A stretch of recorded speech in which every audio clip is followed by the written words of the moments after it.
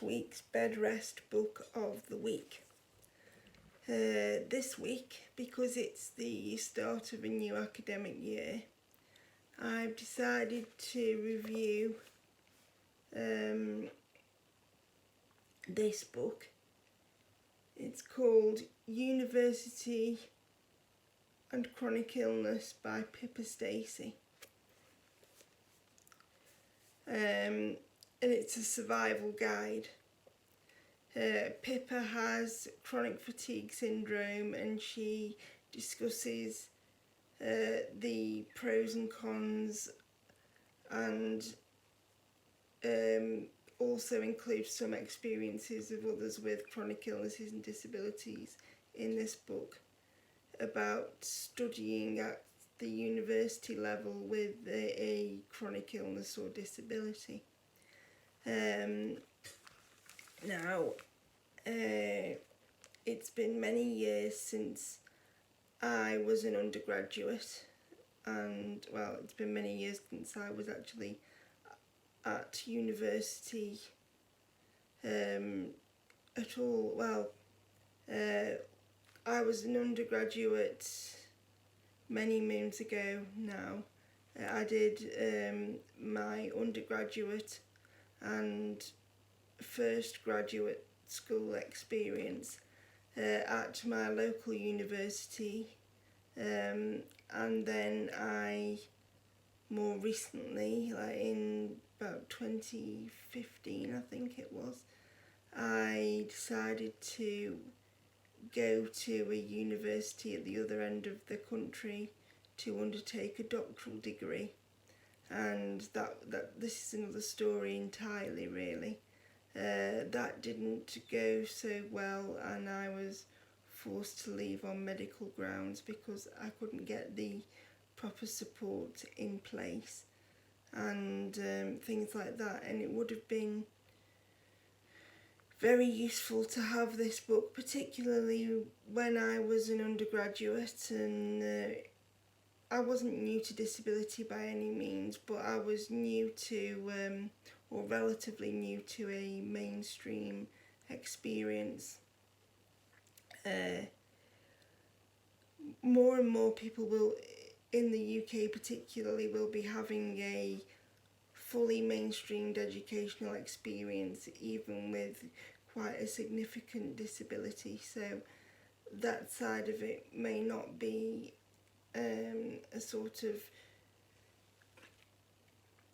massively different experience for them. But this book is a really good resource if you want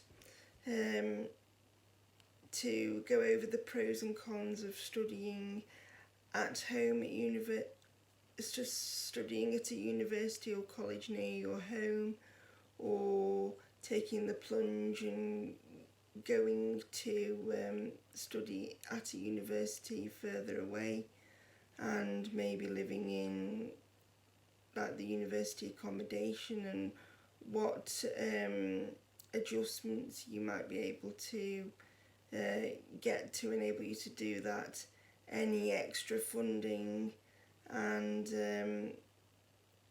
things like studying online, and what to take account of if you are doing a more practical based degree, and so forth. It was a very interesting read even now, because even though I had to drop out of my doctoral degree on medical grounds, I do harbour a wish to go back, and I am studying just an online course because I got bored lying in bed all the time. So I'm doing an online course that's at your own pace, talking about youth justice, or elements of youth justice in the UK. Now, my undergraduate degree was a criminology and sociology based degree, so it's a sort of it's sort of old ground for me in a nice way, and because I've studied aspects of disability for many years, it's been nice to and I've written about disability and write about disability in my other areas of life, so it's been nice to have a bit of a sort of mental change of scene doing the criminology based things again. So it's been nice to read this book, just to it's made me think about some coping strategies and things I have to ask myself in any university that I go back to and study in the future, and it would have been good to have this book even a few years ago when I was applying to do doctoral study. So I would recommend this book, and I think at the moment it's only available on Pippa's own website, and it's slightly on the expensive side for a paperback book. It's £14.99, which is fairly expensive for a paperback, but I thought it was well worth the money. But it covers university within the UK only, so it might not be as useful if you're an international student, and there might be things that, or there might be books that cover the USA and other parts of the world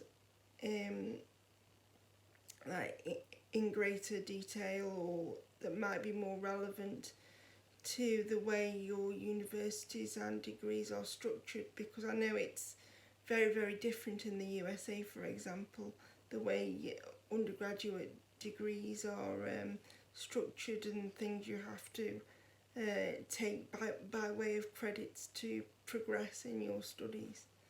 So, but for anybody considering going to university with a disability or chronic illness in the UK, I think this is a must read, and you might even be able to get your library to order a copy, because I think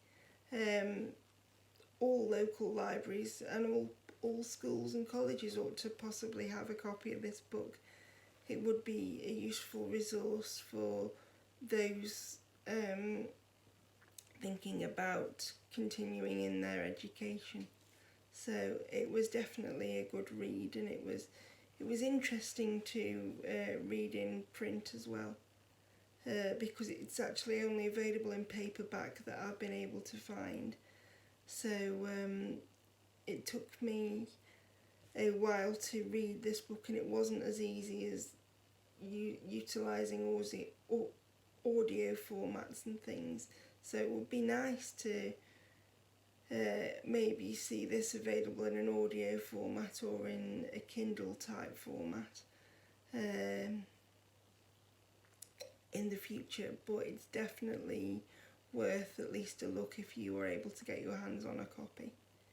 I hope you found this review useful, and I'll see you in my next video. Okay, bye.